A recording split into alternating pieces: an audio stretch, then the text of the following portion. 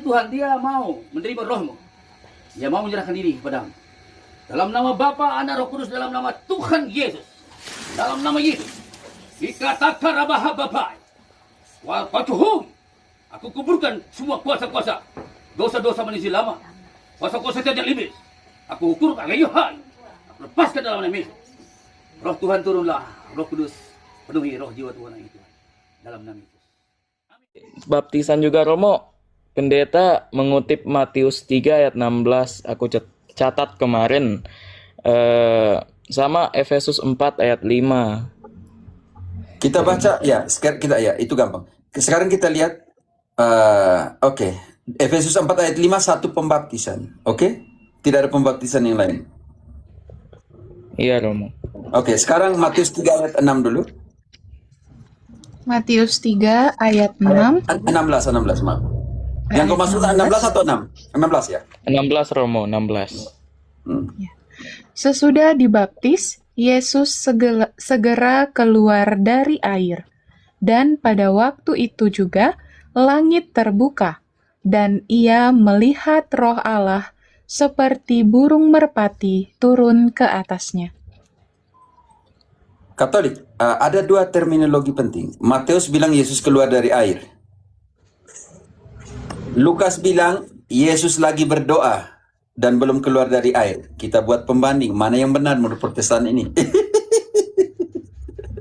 Lukas 2 ayat ke-22. 21 lah. Lukas 2 ayat 21. Dan ketika genap 8 hari dan ia harus... Lukas 3, maaf. Lukas 3 ayat 21. Ketika seluruh orang banyak itu telah dibaptis, dan ketika Yesus juga dibaptis dan sedang berdoa, terbukalah langit, dan Katolik, turunlah... berarti yang benar bagaimana? Yesus sudah keluar atau Yesus lagi berdoa di dalam air? Gitu, oke. Tapi saya bisa mengerti pemahamanmu. Ketika dikatakan Yesus keluar dari air, artinya Yesus ditenggelamkan dalam air, oke? Itu yang kau maksudkan, dia maksudkan begitu? Iya Romo. Kesalahan Yang mereka besar. permasalahkan itu kan Katolik itu Romo disiram toh. Nah, Protestan itu dicelupkan. Nah, mereka anggap itu Protestan sudah paling betul begitu Romo. Tetapi di situ ada gagal, cacat. Karena pembaptisan Yesus itu bukan momen untuk dia dibaptis seperti kita dibaptis. Pembaptisan Yesus adalah pentabisannya sebagai Imam Agung. Karena itu sebelum ayat ke-16, kita turun dulu di ayat ke mulai 12. Di situ ada nanti ketika Yesus pergi ke sana, Yohanes Pembaptis bilang, saya tidak layak saya tidak layak membaptis engkau. Oke. Matius 3 ayat 12. Alat penampi sudah di tangannya. Ia akan membersihkan tempat pengirikannya dan mengumpulkan gandumnya ke dalam lumbung. Tetapi debu jerami itu akan dibakarnya dalam api yang tidak terpadamkan. Lanjut.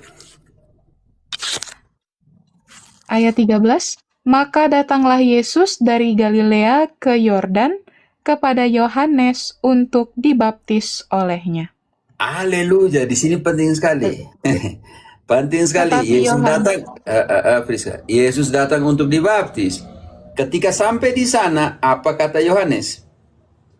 Tetapi Yohanes mencegah dia, katanya, Akulah yang perlu dibaptis olehmu, dan engkau yang datang kepadaku? Lalu Yesus menjawab, katanya kepadanya, Biarlah hal itu terjadi, karena demikianlah sepatutnya kita menggenapkan seluruh kehendak Allah. Dan Yohanes pun menurutinya. Katolik. Berarti pembaptisan Yesus itu oleh Yohanes bukan pembaptisan Yohanes Baptis Romo. Karena Yohanes Pembaptis punya turun ke ayat 5, orang harus mengaku dosa dulu. Kalau begitu Yesus berdosa. Kita baca ayat 5. Maka datanglah kepadanya penduduk dari Yerusalem, dari seluruh Yudea dan dari seluruh daerah sekitar Yordan.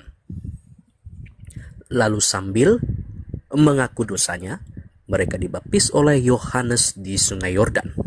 Katolik boy, kalau mati-matian Yesus punya pembaptisan adalah pembaptisan Yohanes, maka Yesus berdosa atau tidak di situ? Berdosa Romo karena Karena harus mengaku dosa. Lanjut ke Mengaku ayat dosa. 11. Yohanes bilang, pengakuan saya untuk apa? Ayat 11. Aku membaptis kamu dengan air sebagai tanda pertobatan. Tetapi ia yang datang kemudian daripadaku lebih berkuasa daripadaku, dan aku tidak layak melepaskan kasutnya.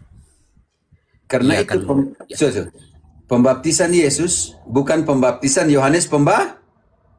Pembaptis. Karena Yesus akan membaptis dengan air, roh dan api dan roh. Api. Sangat berbeda. Karena itu kita sekarang harus membedah misteri pembaptisan Yesus tuh, mengapa Yesus yang tanpa dosa turun ke bawah air, dalam pengertian kenapa dia pergi membaptis, oke? Dia kenapa pergi dibaptis oleh Yohanes, ke dalam kerangka logika seperti itu. Maka di sini sebuah pergeseran paradigma, bukan sakramen Kristen. Yesus tidak pernah menerima sakramen pembaptisan yang kelak ia perintahkan kepada para rasul. Karena itu di ayat ke-14, 15 mengatakan untuk menggenapi kehendak Allah dan semua yang tertulis. Loncat ke ayat 14, brother. Oke. Tetapi Yohanes mencegah Yesus, katanya, "Akulah yang perlu dibaptis olehmu, dan mengapa engkau datang kepadaku?" Apa kata Yesus? Jawab Yesus kepadanya, "Biarlah hal itu terjadi, karena demikianlah sepatutnya kita menggenapkan seluruh kehendak Allah." Berarti pembaptisan Yohanes Yesus menuruti. dan pembaptisan Yesus adalah menggenapi semua yang tertulis. Kehendak Allah. Oke, sekarang pergeseran paradigma. Penting sekali ya teman-teman. Ini sedikit ke orang Yahudi dulu. Oke. Sekarang kita lihat di sini dimensi absolusi Yudaisme dulu. Yohanes di tepi sungai Yordan. Oke. Metafora Talmudik milk api. Ini penting sekali ya teman-teman. Ada perubahan di sini. Ini penting sekali. Yohanes bernubuat tentang baptisan dengan Roh Kudus dan api. Matius 3, Lukas 3. Konsep ini berakar dari literatur rabbinik Zevahim 43b. Api menyucikan tubuh. Nah, sekarang kita lihat di sini. Api mesbah menyucikan pengorbanan yang najis. Pengorbanan di bait Allah bisa menjadi najis karena pikiran berdosa dari imam atau dari orang yang membawa persembahan, notar, pigul, dan notar. Pengorbanan yang tidak sempurna ini disucikan oleh api. Mesbah yang bertindak secara teologis sebagai mike api. Karena itu turun kembali ke ayat di bawah tadi 11 tadi. Yesus membaptis dengan api atau tidak? Bukan lagi dengan air dalam pengertian menyucikan tubuh, tetapi api menyucikan korban yang najis. Oke, ayat 11 tadi. Tetapi ia yang datang kemudian daripadaku lebih berkuasa daripadaku, dan aku tidak layak melepaskan kasutnya. Ia akan membaptiskan kamu dengan Roh Kudus dan dengan api. Yohanes menyadari bahwa tefila airnya di padang gurun di Yordan tidak sempurna. Tefila yang sempurna adalah pemurnian rohani melalui api Roh Kudus. Ini penting sekali ya, saudara dan saudariku yang terkasih. Yang menjadi jawaban juga untuk saudaraku ini, di dalam Didache 65, teks gereja perdana mengizinkan pembaptisan dengan menuangkan air ke atas kepala dalam nama Bapa dan Putra dan Roh Kudus, memenuhi nubuat percikan Yesekiel. Bandingkan Yesekiel, kita sudah sinyalmu sudah bagus atau belum nih? Kalau tidak, frater. Yesekiel 3:25, di sini tidak perlu ditenggelamkan, dipercik saja sudah selesai. Makanya di sini nubuatan Yesekiel tentang tefila baru ini atau pembaptisan itu. Oke, apa yang dikatakan Yesekiel nubuatannya tentang tefila baru atau pembaptisan itu dalam 3 ayat 25 Yesekiel? Yeskiel 36, oh. Ya, Yeskiel 36. coba dibaca. Oke, 36, bab 36. Yo, Bab Yaitu disebut. 36 Romo. Ya? Bab Type 36. dulu, type. Oke. Yehezkiel. 36:25. Ya, Itu saya ya, typing. bagi saya yang salah. 36:25. Sudah saya typing. Ya, dibaca ulang. Yeskiel 36 ayat 25. Aku akan mencurahkan kepadamu air jernih yang akan mentahirkan kamu dari segala kenajisanmu dan dari semua berhala-berhalamu. Oke. Aku akan mentahirkan kamu. Oke, dengan mencurahkan dan memercikan air, perkara selesai dalam pengertian itu. Sudah dinubuatkan untuk tefila baru ya, dalam pengertian pemercikan dan semua. Kan ditekankan dalam juga Barakot 22 ayat 1, paralel Talmud, pakar Gedaliahu Alon menemukan interaksi kuat. Talmud juga mencatat tradisi menyucikan orang najis dengan menuangkan air. Ditetapkan oleh Nahum Is Gam, Zo Guru Rabi Akiwa. Kita belum sampai di Yesus punya, oke? Pembaptisan Kristen sejati. Tefila Yohanes tanda fisik, baptisan Kristus realitas spiritual. Mengapa Yesus masuk ke dalam air? Ini pertanyaan besar sekali. Yesus tidak memiliki dosa untuk diampuni, untuk melakukan tefila itu. Ia melangkah ke perairan Yordan bukan untuk mencari penyucian diri, melainkan untuk memenuhi hukum kuno. Ia datang kepada Yohanes untuk menerima penabisan tersembunyi, memenuhi persyaratan ketat imamat perjanjian lama untuk menjadi imam besar perjanjian baru. Ini yang penting prosesnya. Ini imamat 8, oke. Pembanding imamat 8 dalam perjanjian baru. Dipanggil oleh Allah. Harun harus memanggil anaknya laki-laki. Matius imamat 8 ayat 3 selanjutnya, ayat 5 kalau tidak salah.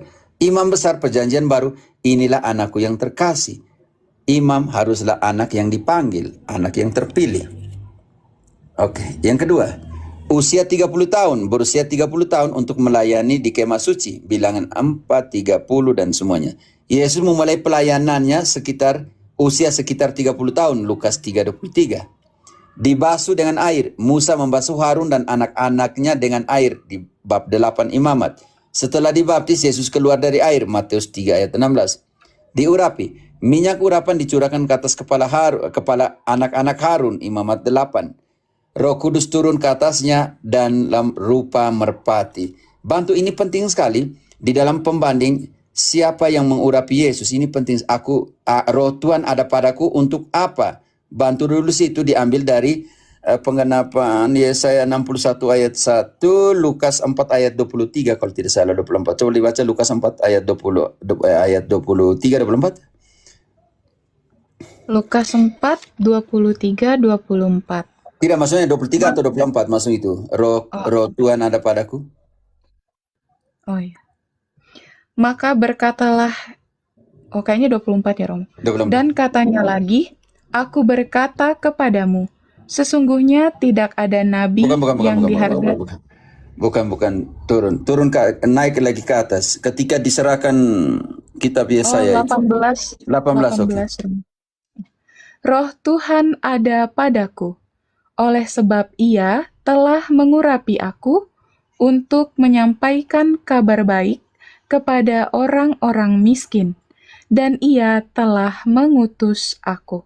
Sekarang bab 3 ayat 22, apa yang turun atas Yesus? Roh Kudus di atas kepalanya atau tidak?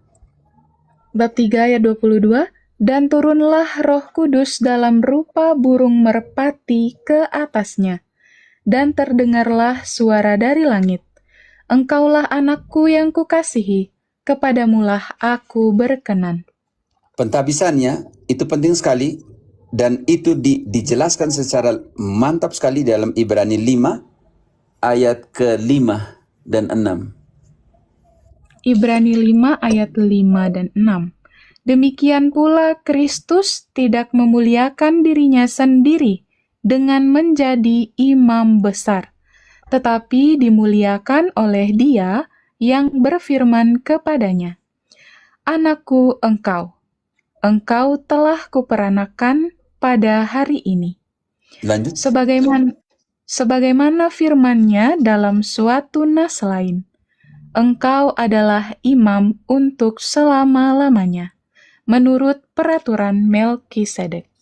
Pentabisannya ketika di ayat 5 secara jelas mengatakan, engkaulah anakku, kepadamu aku berkenan. Pada hari ini engkau kuperanakan. Karena itu di dalam Lukas 3 ayat 22, ketika burung merpati hinggap, Roh Kudus turun atas kepala Yesus, dan terdengarlah suara dari surga yang mengatakan, inilah anakku, kepadanya aku berkenan. Karena itu pentabisannya. Oke, saudara-saudariku yang terkasih. Demikian